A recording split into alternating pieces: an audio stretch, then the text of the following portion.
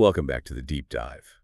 So today we're wrestling with a question that, on the surface, it just sounds like a financial impossibility. Yeah, really does. How does a massive global clothing retailer, and we're talking about American Eagle Outfitters, AEO, how do they manage to just surge past the broader market over the past year? And not just by a little. No, generating a 50% plus stock return Where? without being, some headline-grabbing AI or pharmaceutical stock. It is the ultimate market paradox. When you see traditional retail outperforming the S&P 500 by that kind of margin, you just know the whole story has changed. Right. That 50% jump, it demands that we look closely at the why and maybe more importantly, the when. Okay.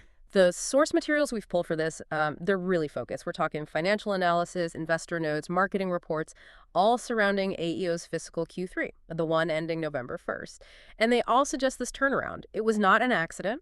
Okay, so let's unpack that. Our mission today is to find the exact catalysts, the specific data that fueled this massive acceleration. We're going beyond the headlines to get the real story. And it seems to boil down to two different but connected forces. Right. First, a single high-profile viral marketing campaign, which, yes, did involve Sydney Sweeney, and then the sustained, almost quiet success of their other brand, Aerie. And it's so important to set the stage here. A 50% return in the last year is incredible. But if you zoom out, you look at AEO's 5-year history, the return is only about 21%. So all the action was recent. Exactly. That tells you something huge. Yeah. This company wasn't on some steady, long-term climb. Most of this crazy, unexpected growth we're diving into, it happened almost entirely in the second half of 2025. That rapid shift is the whole mystery we need to solve. What lit the fuse? Yeah. That timing is it's absolutely critical here. If we go back a bit, AEO seemed, by all accounts, just destined for another, tepid, predictable year in 2025. The stock was basically flat. Going nowhere. Then, boom, the first ads in that big Sydney Sweeney campaign, they drop on July 23, 2025. This wasn't some gentle evolution. It was a sudden, very calculated pivot. I'd say it was more than just a pivot. It was a really successful act of cultural alignment, and that's what makes it so fascinating from a business strategy point of view. Okay. The sources, they note that this campaign managed to shift how people perceived the core American Eagle brand, almost overnight. It wasn't just the celebrity posing in jeans. No.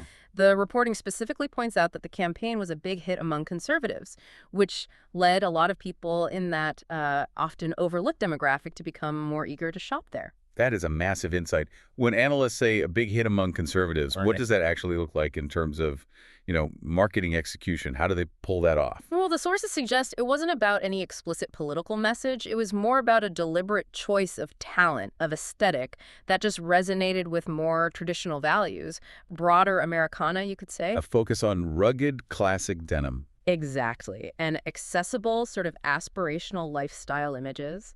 And it was championed by a mainstream star who has a really strong following across, diverse political lines.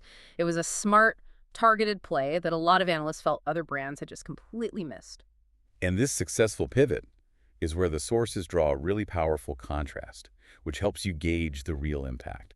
We've seen plenty of marketing attempts that go the other way and cause a backlash. Oh, absolutely. The analysis specifically brings up Bud Light's experience back in 2023, after their campaign with Dylan Mulvaney. Right, and with Bud Light, you saw sustained, very significant sales recovery issues for quarters after that.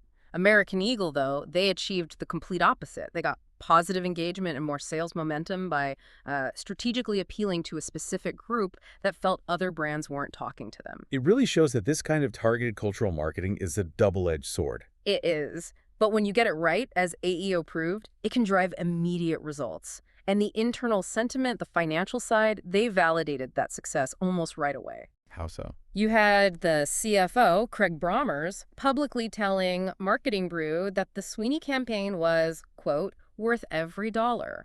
That's not the language of a company that's just hoping something works. Not at all. That is the language of management that sees the cash register ringing. They knew they'd struck gold. Okay, that's great sentiment, but we're here for the data.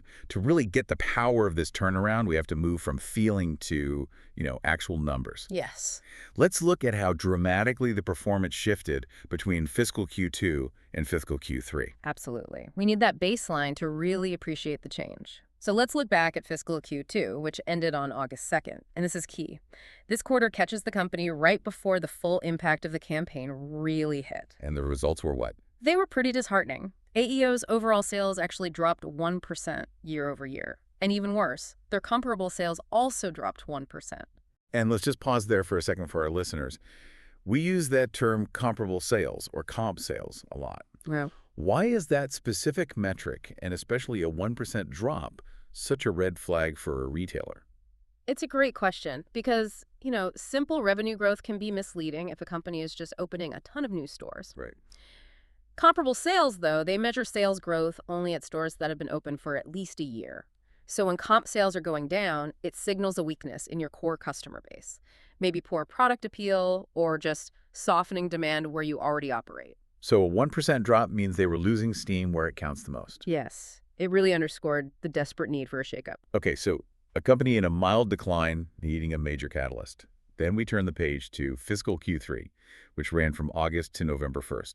This gives us the first full picture of the campaign's effect. And the change is truly remarkable. AEO went from having consecutive quarters of declining sales to revenue growing by 6% year over year.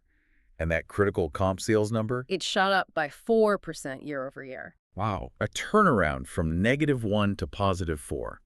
That's a 5-point swing in their most critical health metric.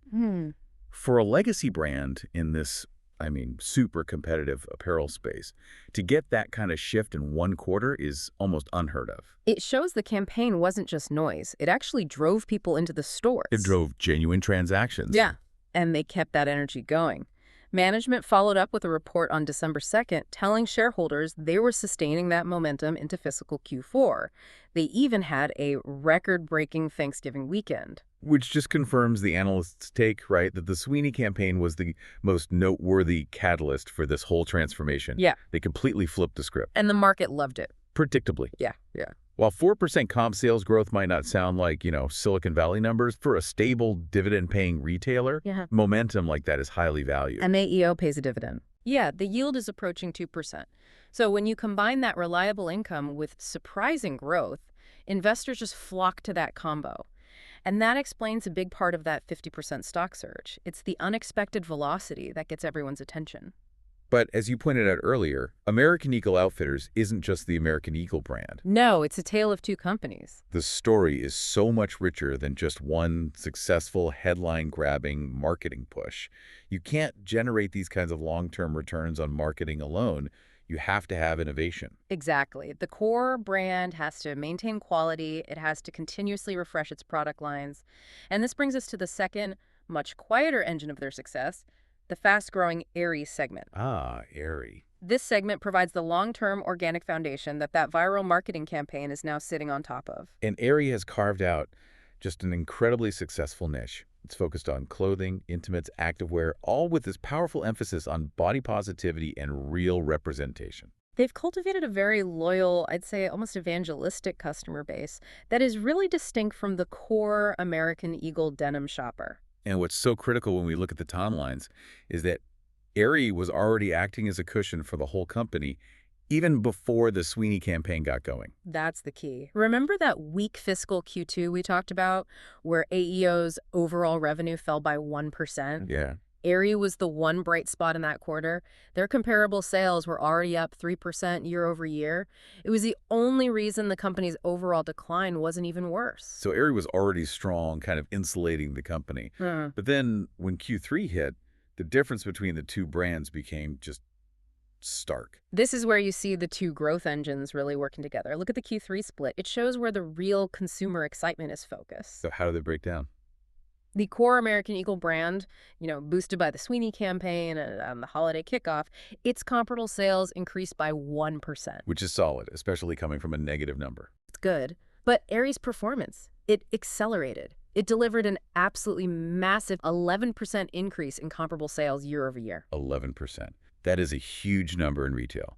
What specifically was driving that kind of explosive growth? Was it all intimates, or did the sources point to anything else? The analysis points to two key areas. One, successful expansion into their offline by Aerie activewear line, and two, the continued success of their loungewear. That body positivity ethos, it's not just a gimmick, it translates directly into product loyalty. So customers who feel seen are less likely to shop around. Exactly. That 11% confirms that Aerie is the main source of innovation and consumer connection for the entire AEO portfolio right now. So the synthesis is clear. The big marketing push gave the stock the adrenaline shot it needed. It fixed the core brand's trajectory, moving it from negative to positive. But the Aerie segment is the one providing that fundamental long-term double-digit growth that makes AEO an interesting company to watch for 2026 and beyond. Precisely. AEO needs both engines running. The company has to keep the core brand culturally relevant while also making sure Aerie keeps innovating and expanding its reach. Okay, speaking of that, if they need high-quality items and continued innovation to keep Aerie's momentum, that often drives up production and sourcing costs. It can, yeah. Did the sources say if this growth strategy is already putting pressure on their profitability? I mean, was this turnaround in sales achieved at the expense of margin? That is the critical financial question. And yes, the source material did flag a significant risk factor here, margin contraction. Okay. The analysis warns that their gross margins took a slight hit in Q3, and that's despite the strong sales growth. Which suggests the cost to make and get those goods is rising faster than they can raise prices. Exactly. So is this margin hit from, like, bad internal cost management, or are there external global factors to blame? According to the reports, it's primarily external policy factors. The analysis points directly to tariffs as a key driver of that margin contraction. Ah, tariffs. For a company that sources the vast majority of its clothes internationally, U.S. trade policies that raise import costs translate almost instantly into lower gross margins. They're selling more stuff, but each thing they sell is less profitable because it costs more to bring it into the country. That shifts the conversation from marketing to geopolitics, which is fascinating. It does. It means AEO's success isn't just about consumer taste or celebrity deals. Investors actually need to be monitoring policy news, not just fashion trends. Absolutely.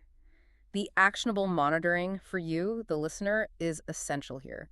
Changes in trade policy directly affect the long-term profitability of any company that relies on international sourcing. Right. If trade tensions get worse, those policy costs either translate into higher prices for you in the store or potentially lower earnings for investors. That's why policy risk matters, even if you just care about buying a great pair of jeans. So the outlook is what? Cautiously optimistic, dependent on both internal execution and external policy stability. That sums it up perfectly. If American Eagle can maintain its current trajectory driven by both that marketing shift and the consistent impressive growth from Aerie, it has a strong chance to keep surprising investors and delivering solid share price gains through 2026. The foundation is there, but the external headwinds are real. Very real. That was a tremendous deep dive into a really surprising market performer. We've unpacked the two powerful forces behind AEO's 50% plus stock surge. The calculated high-impact cultural marketing shift with the Sydney Sweeney campaign. Right, which quickly reversed to decline. And the organic, sustained, and highly accelerated growth of their secondary brand, Aerie. And the broader relevance here is that AEO is just a compelling case study. It proves that these big business trajectory changes can be fueled by targeted cultural alignment in marketing, even in a politically polarized world. But it's not just that. No, crucially, it shows that this immediate jolt of momentum has to be paired with simultaneous, genuine, organic growth, the kind driven by product innovation in other segments. It takes a two-pronged approach to get those meaningful, sustained returns. Which brings us to our final provocative thought for you to consider. We saw the immediate explosive returns from the Sweeney campaign, moving the core American Eagle brand from negative comp sales to positive. But let's look at that Q3 split one last time.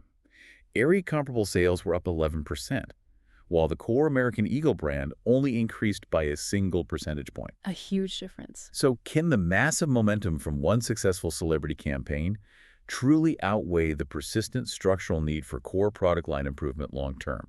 Or will AEO eventually become completely dependent on Aerie for all of its future organic growth? That is the strategic tightrope AEO management is walking right now, something to mull over until the next deep dive.